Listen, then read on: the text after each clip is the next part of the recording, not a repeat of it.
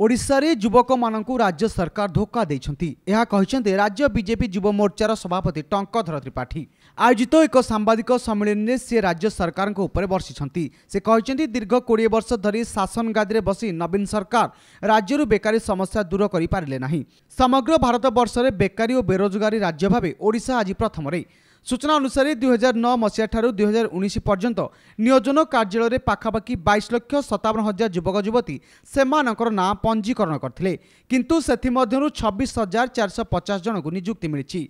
गत निर्वाचन पूर्व भारतीय जनता युव मोर्चा नेतृत्व में ओडिशार हजार हजार युवक नियोजन कार्यालय में ताला पकाइथिले।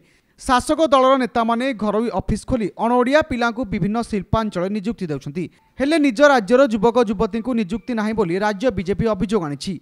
एने आसंता 20 तारिख में भारतीय जनता पार्टी युव मोर्चा नेतृत्व में हजार हजार युवक युवती तांकर हक पाई राज्य सरकार को प्रश्न करिए बोली कहिसंती युव मोर्चार सभापति।